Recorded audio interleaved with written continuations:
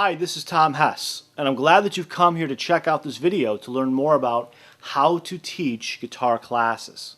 Now, if you're like most guitar teachers, you probably have some assumptions about guitar classes in general and all of the problems or challenges that teachers have in how we are actually going to teach classes effectively, keep the students engaged in the class, and avoid the problems that are common in classes, which is that advanced students feel like the less advanced students are kind of holding them back, and that the less advanced students sometimes feel intimidated or feeling like they're overwhelmed or being left behind as the more advanced students progress at a faster rate. Now, another problem that is very, very common is that guitar teachers often don't even attempt to teach classes to anyone who's not a beginner. And the reason for that is that, and you may feel this way also, that a set of beginner students are easier to teach because they all are beginners. They don't know anything yet. But if you're only teaching beginner classes, or you're not teaching any classes yet, you are missing out on an enormous financial income revenue source. I mean, if you're teaching private lessons, then you know that you're very restricted in how much money you can make because you only have so many hours in the week that you can teach.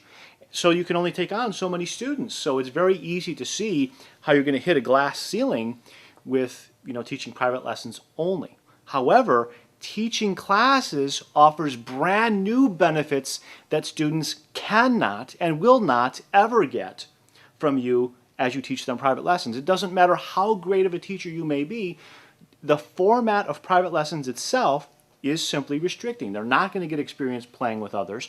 They're not going to get real experience interacting with other musicians. They're not going to get real life experience playing really tight as a band or as an ensemble. These things are only going to come when they're playing in a class, being coached or trained by you.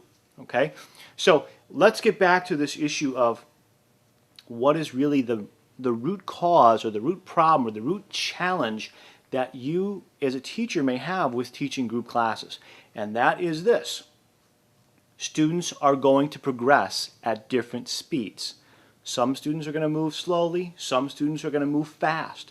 Some students, if you're not teaching a beginner class, some students will already be more experienced, some will be less experienced. So how do we as teachers juggle all of that, make the class work so that everyone is getting maximum benefit from our class and stay engaged, stay in the class, and really get good results from the whole experience? When you have different people who are learning at different rates and have different levels of experience, what you need to do is first identify who those students are and put them essentially into three groups. Okay, you've got the students who are less experienced or progressing slower.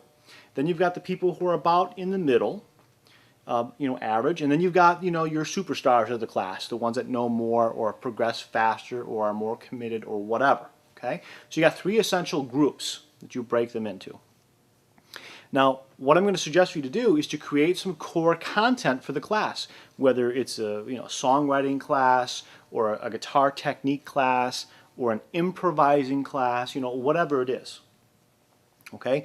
Next, you're going to give all the students the same core content or lesson materials or the same basic lesson in the class, but you make a little bit of an easier version, a stripped down version for those who are in the first group, who are not very far along, sort of, their progress is a little bit slower. So you make it a little bit easier for them so that they don't feel overwhelmed or feel like they're falling behind as they see other people, progressing really fast, okay? Because once they feel like they're overwhelmed, they're likely to quit the class or not join the next class if you're offering a second one.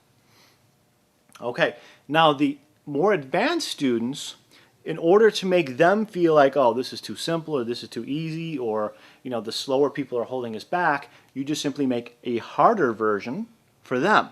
Okay, so let me give you an example. Now what I would do is give them the same core content, but the really advanced players, I would give them additional layers of things that they needed to do. Or I would put certain restrictions on them to force them to think in different ways and play in different ways. So here's an example of this. When the more beginner, not beginner, when the more less experienced players were improvising, when it was their turn to improvise, I had the more advanced students playing the chords, okay? And then they would switch, and these guys would play the lead, and these guys would play the chords. Well, when the less experienced players had to play chords, I just gave them the basic triads or bar chords or whatever. And then the average students, I would give them maybe seventh chords or some add 9 chords, something a little bit more challenging. And then for the advanced students, I would make them play, either triads or seventh chords or ninth chords or whatever in all types of different inversions and different voicings. And I would make them work all this stuff out on the spot and at home. So they were constantly challenged. Each group was challenged on their own level to basically play the song, play the little chord progression, but now each one could do it at their own level and be challenged at their own level. When it was time for the advanced students to play lead, I might restrict them and say something like, okay, you guys can only play straight eighth notes, nothing else, no 16th notes, no triplets. You can't stop, you can't slow down and play a half note or a whole note, or you can't rest. It must be a machine gun of nothing but straight eighth notes. Now, you might think that, well, that's not that hard. How is that challenging an advanced player to do nothing but play simple eighth notes?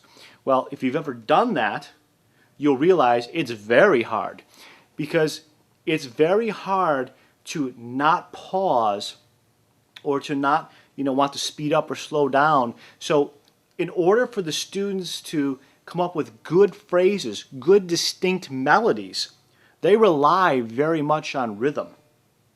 And if you take away that element of rhythm and force the rhythm to be the same, they have no choice but to think only about pitch and perhaps dynamics and articulation. Only those elements they can use for the listener, for the rest of us, to hear where one phrase starts and where one phrase ends. Okay, this is a very useful skill, because as soon as you remove one element that we take for granted, they have to then focus in on the other elements in order to try and get the same result. And this is what helps them to sharpen their skills in a very unique way. So they're being challenged, which is appropriate for their level. And the other groups, they can improvise freely without that restriction, so they're also being challenged on their level. So this is just an example of something that you can do, and these types of examples work for all types of different classes. Okay? So what I'm trying to encourage you to do is to not be afraid to teach different types of classes, make an enormous amount of money, and have the students really get the maximum out of it for each person in that class.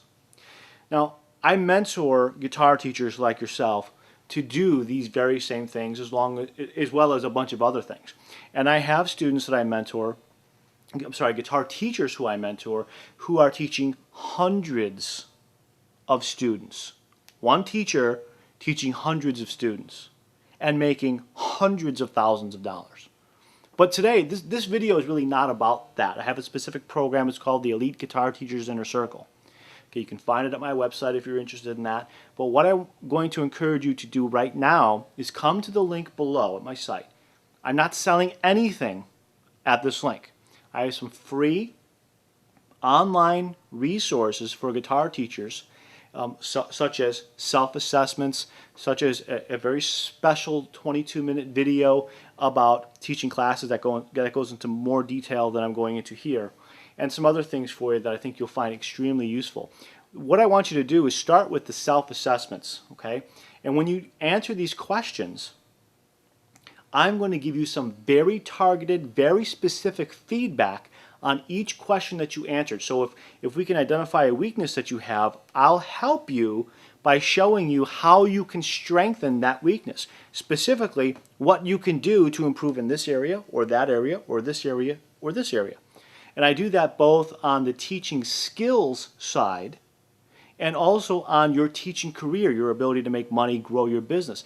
Both of those components, I go into great detail on those things at these resources. So come to my website, enjoy the free resources that are there. If you'd like to talk to me about the mentoring program, I'd love to talk to you about it. If you don't want to talk about that, that's fine. Enjoy the free resources.